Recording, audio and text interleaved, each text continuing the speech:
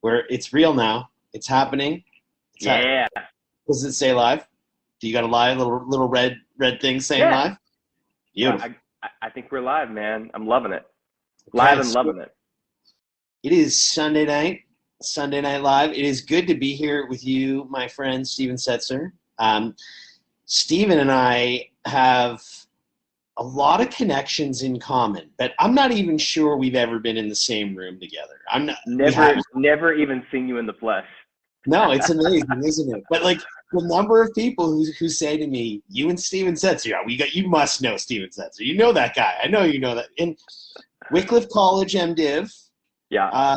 Dallas Theological Seminary. Is that Yep. what's your degree from there? What did you study there? So it's called a certificate of graduate studies, but Dallas is a really like unique kind of seminary. So they don't have an MDiv program. They have something called a THM, which is not a traditional THM. THMs are typically like, as you know, like typically 1 year post MDiv before a doctoral program. Their THM is 4 years. So it's like going to university all over again. You have to do three years of Greek, 2.5 years of Hebrew. That's what I signed up for. 1 year in, I decided to make my exit because I was going a different direction, and I guess we can talk about that later. But I ended up getting something called a certificate of graduate studies. Cool. But we know each other both through people at Wycliffe College. Yep. People at a parish we had in common. Yep. I know some people from a parish you served at when I went to Israel with them. Yep. Everybody that I talk to about you says good stuff happens when you invite Stephen Setzer to come along. That's what they say. They say really nice things about you. That's good to hear, man. That's good to hear. Yeah. That's good to hear. I thought you'd like to hear that. No, it is cool, man, because I think the person that I was connected with that knew you really well was Nate Wall. Oh, love that guy. Yeah. Nate and I knew each other from Wycliffe, and then he came to Dallas for a conference and actually hung out with me, stayed with me in my apartment in Dallas, and he was still working at Transfig, and you were still there, I think, at the time. Yeah. And then Ann Uranowski, who was we worked together at Christ Church in Delaware. She was like, I met this guy in Israel. He's awesome. And I'll tell you, Nate Wall, one of the best conference speakers you're ever going to hear. I asked him to come alongside on my staff at one point, and like I asked him to preach just put him on the rota. Yeah. I heard this guy speak, and I was like, okay, you need a regular gig wherever I am from now on. Where I go, you shall go. So, brother, I asked you to come on and talk about a particular topic, religious deconstruction and reconstruction. And I've had a whole bunch of people ask this week what I'm talking about here. What are these words all about?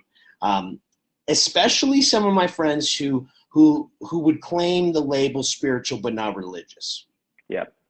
People often who have been disaffected or hurt or have had bad experiences of institutionalized religion, but have a deep spirituality that is often rooted in holy texts or rooted in what some people call thin places or holy places.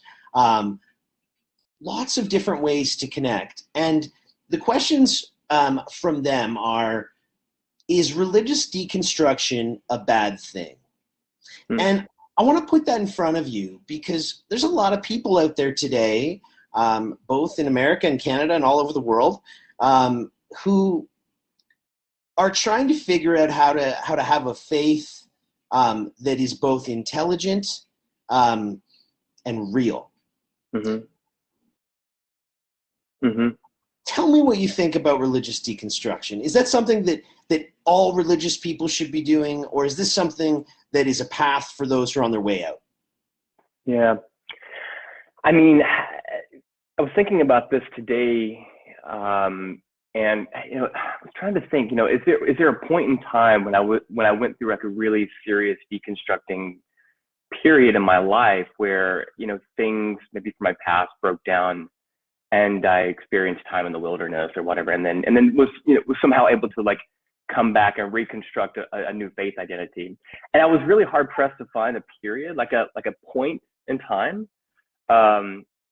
And what I kept kind of gravitating towards was that, it feels more like points of time in my life where deconstruction was just really prevalent. And I think this gets to like just the role of doubt in faith itself. Like, I don't know that I've ever had one particular crisis of faith. I feel like I'm constantly kind of going through crises of faith in which the faith is being built up and broken down.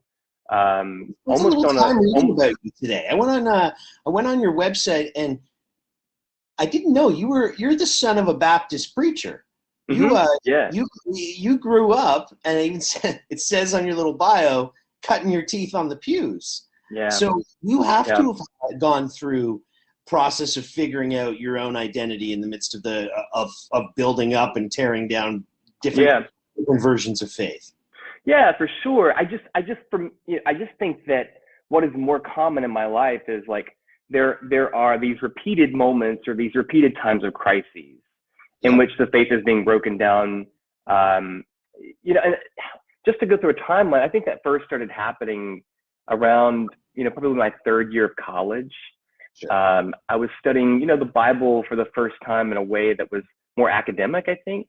Yep. I was reading it more as like as a text, not just to be read on Sunday mornings in church, but to be read, from a more academic perspective. I went to seminary because I had these these burning questions that I just had to get answers to.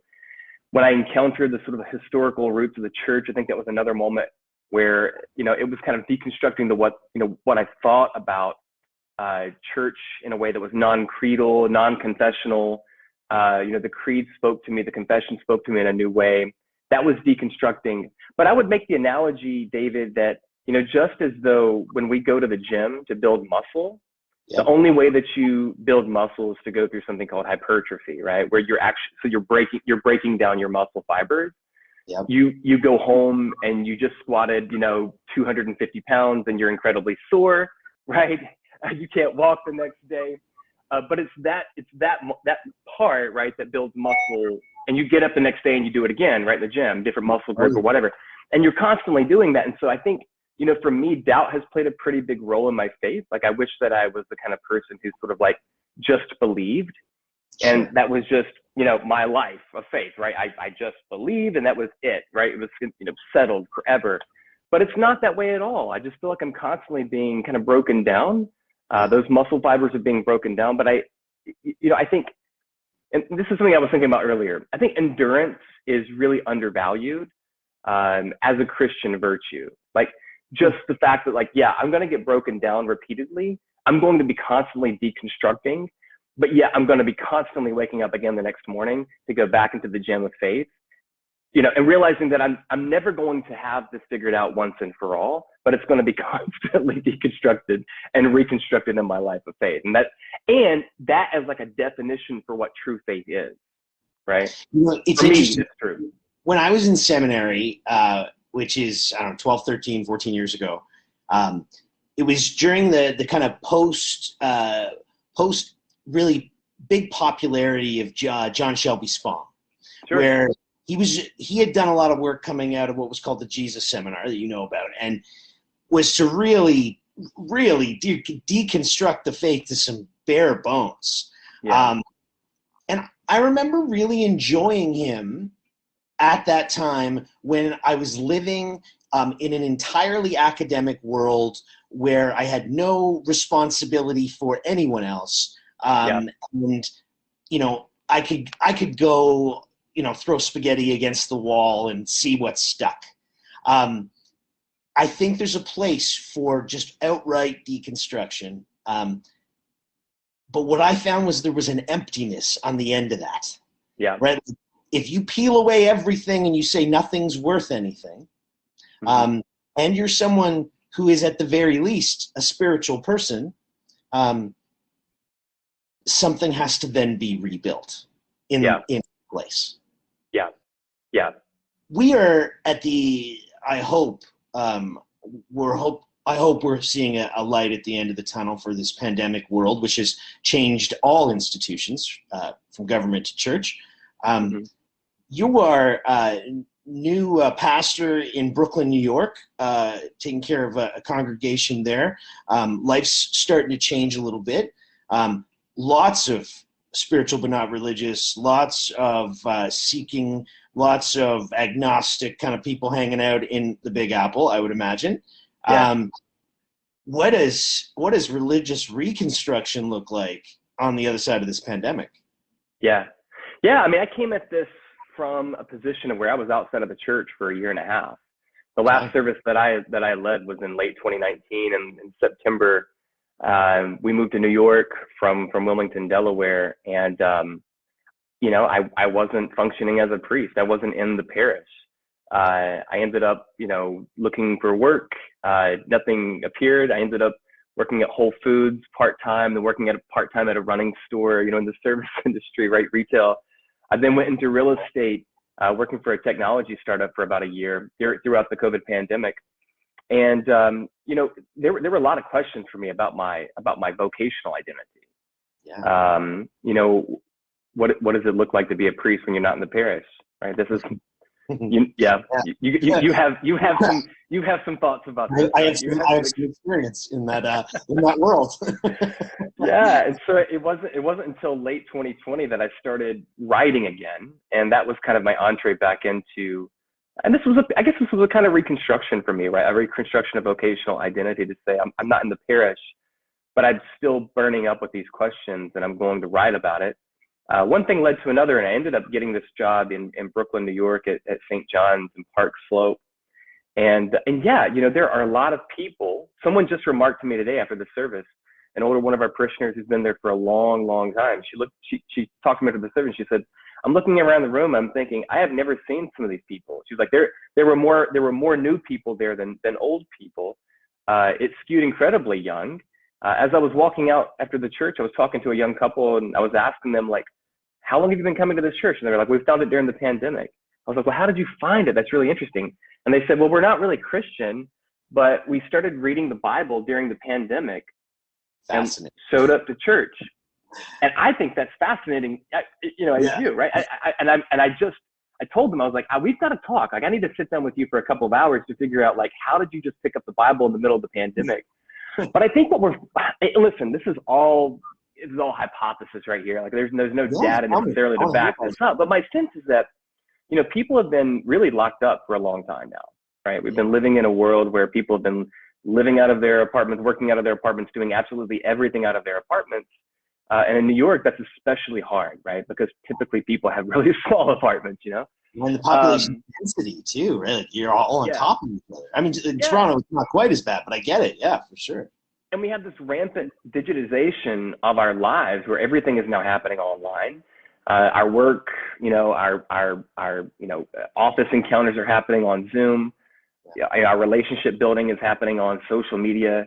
We're meeting romantic partners on Tinder. Like, and I flirted with this for a while. It was like, how do we digitize the church? How does the church sort of enter into this fray? Because I don't know that many churches are doing a good job of it. But I think that there is a sense in which I believe that people are going to come back to these in-person, flesh and blood, community tethered organizations like churches. And you asked the question, like, what other community organization is out there quite like the church or quite like other religious organizations, right? They don't really exist. I mean, people aren't going to clubs in the same way that they used to. Clubs meaning like, membership kind of clubs. Yeah. And so I'm wondering if what we're going to find is that people who may not have thought of themselves as religious or may not have even thought of themselves as spiritual are going to be coming back to church communities or religious communities for that in-person connection, for that opportunity in which they can lift their heads up to heaven and say, God, is there something more? There's got to be something more than the digitization of my life, right? Well, I'm wondering this, right? Earlier this week, I live in a fairly small apartment in Toronto. I'm very fortunate to have it, but it's 500 square feet. And it's 290 feet in the air. And I've probably spent 90% of my hours here over the last 3 months because we've been living in a lockdown. Yeah.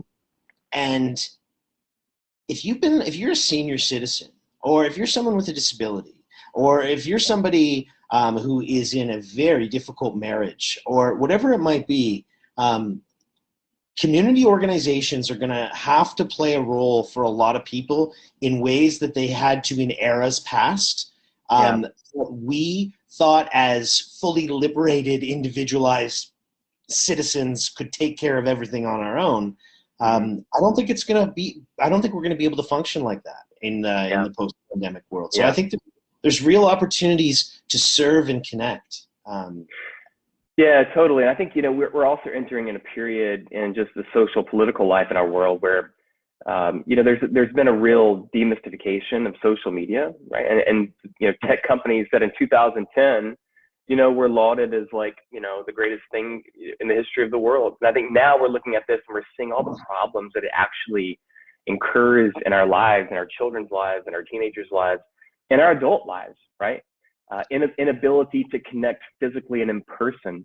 There's a new book that was just released this past year called the Lonely Century, in which this researcher from England begins to like look at all the ways that we are being negatively affected by social media. And she tells a story in a recent podcast with a guy named Scott Galloway, where there's a preeminent university in America where one of the college president told this researcher that they're having to do like seminars now for their incoming freshman class for people to like learn how to like learn social cues again, right? Because people they don't know how to like really exist in society in this way. And so I don't know, I think it's just gonna be really interesting for places like the church to re-enter into people's lives in a really dramatic way, and that it's gonna have a positive impact. And this is gonna come with a lot of questions about how do we reconstruct faith for people who have a very limited experience with what faith is, at least the Christian faith, right? And so, I don't know. I think it's going to be really, really interesting. Really interesting.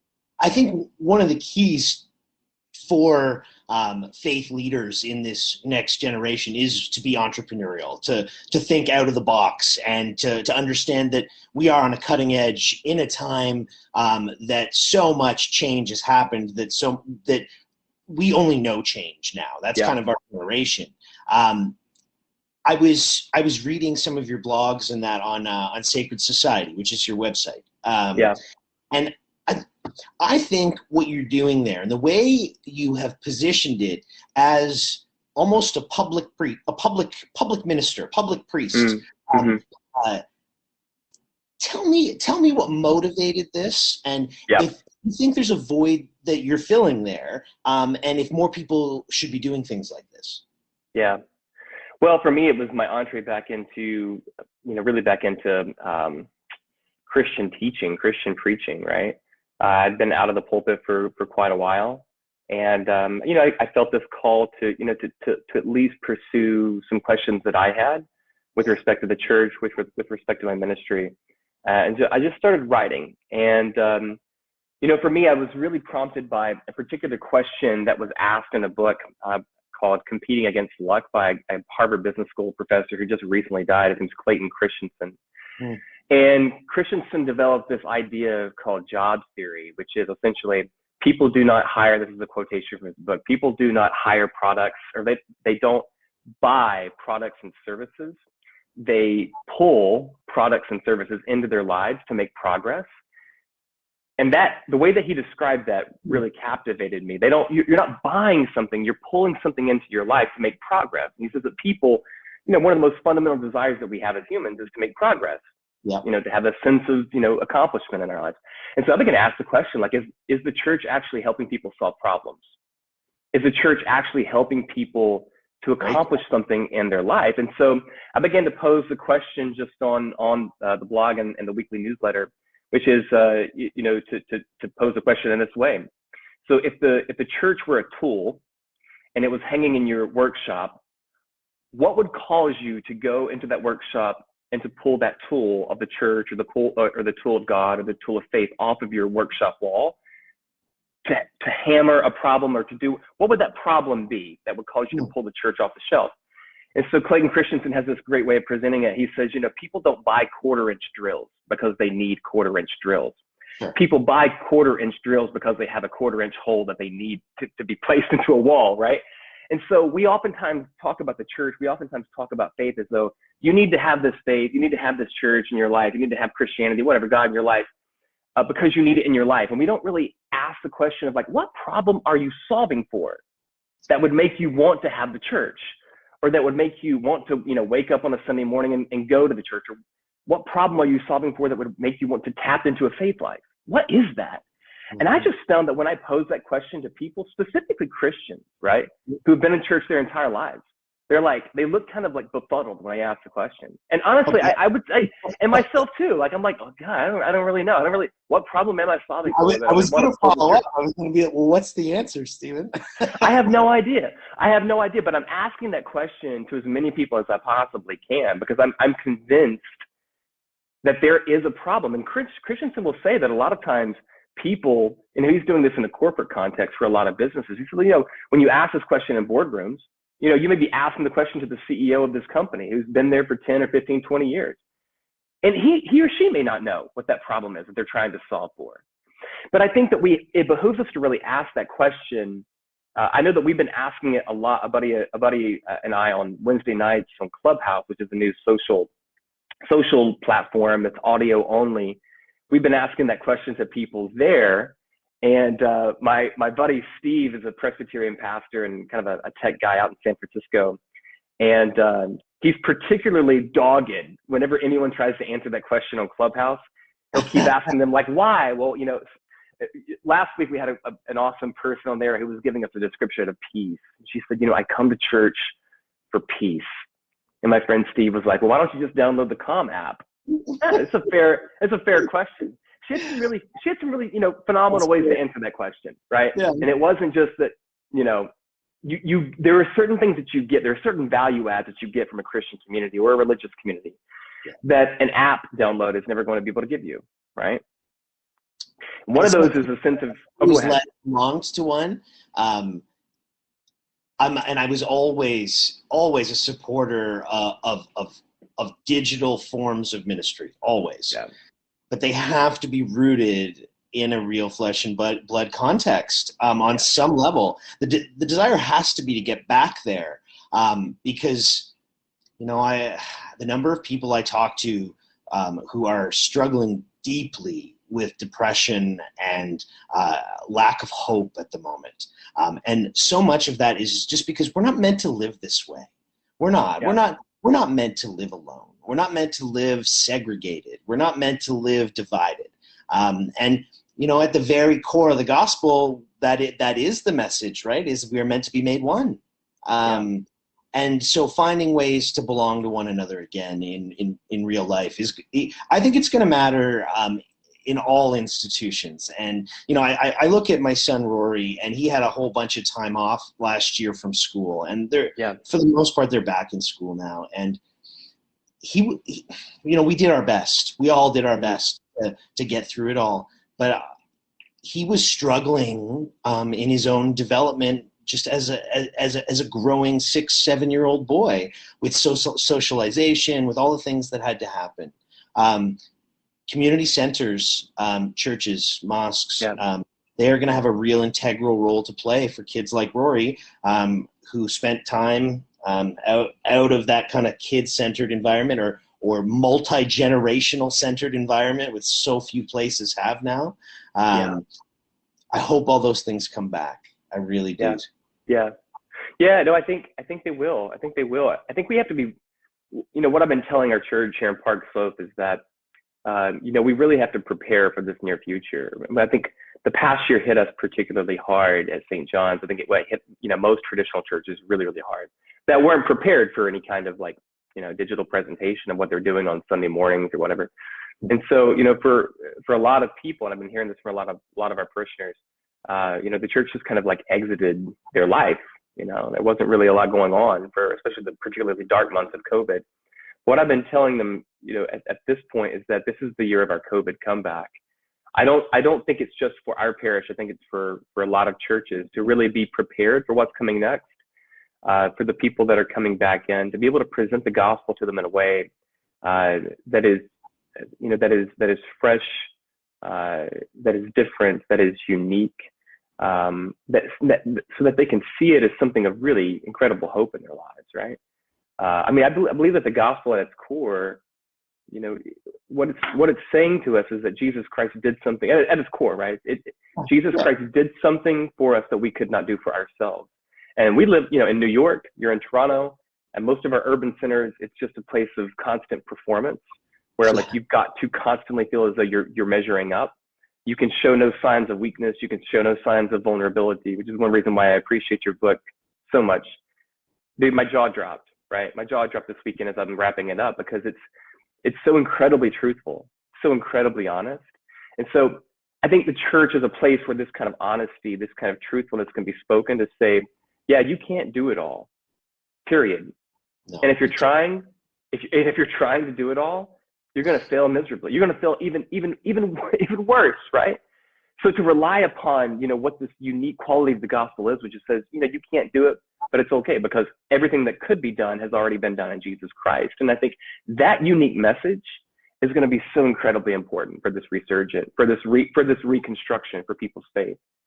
There's a church in Manhattan that I went to for a while right before COVID started, and they've got these massive banners on the outside of the church which just say, enjoy your forgiveness. Enjoy, and it's like all around the church property in the heart of Gramercy Park. Enjoy your forgiveness. Like the grace is already yours, right? Can you realize it in your life? And it just so happens that they're growing by leaps and bounds because people need to hear this, right? More than anything else.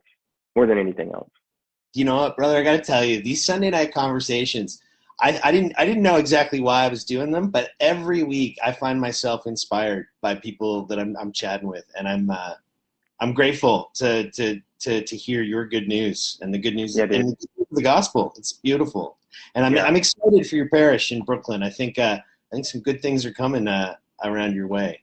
Yeah, man. Cool. Let me throw you some rapid fire. I got some rapid fire for you. Maybe all right. Let's see what we can do. So let's start it off. Favorite New York borough. Well, I gotta say Brooklyn, right? You can't say anything else, can you? I gotta say Brooklyn. Yeah, there might be people watching. You know, be like, well, this is a follow-up. Betrayal. Here's the follow-up. So, is it Mets or Yankees for you? Man, I don't know. I guess I would say Yankees, but I'm so like sports disconnected. Yeah. I lost touch when I was in college, man, and I feel like talk about deconstruction. I deconstructed my sports identity. I really did, man. I was a huge college basketball fan, huge college football fan. That's a whole other conversation. You know, we're in rapid fire, so we might come back to it. But favorite Wycliffe College professor? Ann Jervis. Ann Jervis. I'm going to pause rapid fire because you can't say Ann Jervis, and for you to leave that alone. Ann Jervis is one of my favorite people of all time. Ann Jervis, no matter whether I have been in the height of celebration or the depth of despair, shows up with care and love and grace. Yeah, grace is the word, man. Like there's just something about in her lectures. You know, I saw her in church too. So I got to experience her in church and worship, and in the lecture hall, and in every single encounter was just overwhelmed with the grace of her personality. So, anyways, Ann Jervis. Easy. C.S. Lewis or J.R.R. Tolkien? C.S. Lewis. I've never read Tolkien, and I'm so sorry. I know you're a huge Tolkienite.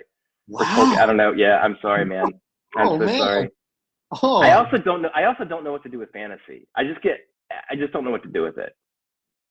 Do you know that C.S. Lewis was brought to the Christian faith by Tolkien? Yeah. And his book, The Screwtape Letters, he dedicated to Tolkien. Yeah. Okay.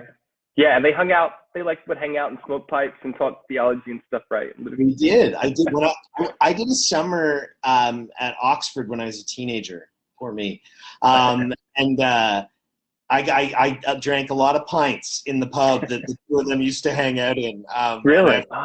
It's very cool. Very cool. Yeah. The Great Divorce, but that's C.S. Lewis. There you go. That's my choice. One of my favorites. International Women's Week, or International Women's Month, and International Women's Day was this week. And March. Who is your favorite biblical heroine? Man, Hmm. And why? I just had a conversation on Thursday about Esther. There's a mural project that's happening at St. John's, and I was talking to the artist, and he was putting a new figure on the wall, and a female figure, and I was asking him about it, and he was like, "What's Esther?" He was like, "Do you remember the story of Esther?" I was like, "I do." God, I feel like we don't talk about it a lot. Like maybe it just doesn't come up a lot in the lectionary, right? But she was willing to put everything on the line, right? She was willing to put everything on the line for her people, for her convictions, for her commitments, including her body, right? And I think there's something about the embodiment of that sacrifice, the embodiment of that commitment. And the story is really jarring, right? I mean, when you read it, not through Sunday school eyes, but when you read it through the lens of the real world, you realize that that's a heavy story, dude. And it's not a it's big heavy. book. The book of Ruth that you can read fairly quickly if you want to. Yeah. You don't want to read it quickly, but you could. It's not tons and tons of pages. If you want to dig into it, it's a story worth reading. Yeah, totally an incredible story. But she was willing to put everything on the line in the most dramatic way for her people. And I just think that's awesome. Totally awesome. I heard a sermon this morning from my friend, and I'm humbled to be called his coach, Steve Green. He was he alluded a little bit. It was a little bit of foreshadowing in the lectionary to the different women, from the women who gathered at Jesus' feet to wash his feet, to the women who prepared the spices and went to the tomb. These were audacious and just badass women who didn't care who said where they could go or where they could sit, but knew who they were listening to and who they were with and who they were following, and just did it anyway. Yep. Really, during International Women's Month, it's cool to really take a hard look at the Bible to find and whatever your holy text might be, to find some interesting women in there, because I think they get overlooked a lot. Yep. Absolutely. No, true words have not been spoken. You and I, we joked this week, and we'll kind of finish up in the next few minutes, but we joked a little bit about whether we'd dedicate a huge segment to Harry and Meghan, and the bombshell Oprah interview, the deconstruction of the British monarchy, and I had a thought, and I want to put it out there for you to think about as an American, okay? Because this is important for you, okay? Yeah. Meghan is having a baby, correct? Yeah. So now, baby girl, who is 12th in line to the British throne. In 40 years, maybe 35, I think that's the Constitution, she could run for president as an American citizen. And a young woman who's a biracial woman who may be 12th or 13th in line to the British throne could be the American president. And Britain will have finally taken America back. That's crazy. That's crazy. Yeah. Wow. I haven't heard anyone say it yet, so I'm throwing it out there. Yeah. Well, I guess she'd have to revoke her English or British citizenship, right? Meghan? Well, she's no. The child, before they could run for president, probably, right? Well, she's going to be they're in the States. She's going to be born in America. I don't know. I mean, there was all these conversations about Schwarzenegger, years ago in California running for president, and he had this well, he wasn't born here, right? And so they were like, could they amend the Constitution? was there a loophole to get Arnold in the White House? The presidentator. Stephen, it's been great to talk to you, brother. Yeah, man, love it. I hope we get to do some work together in the future. I think there's some things. We already had a couple conversations. I think there's some cool stuff we could do. And and while we are still in the pre-post COVID world, whatever digital ways we can connect, let's find ways to do that. Yeah, man. Get down to New York sometime soon. I will. All right. You take care, and God bless, man. All right, brother. Take care. Bye. Bye-bye.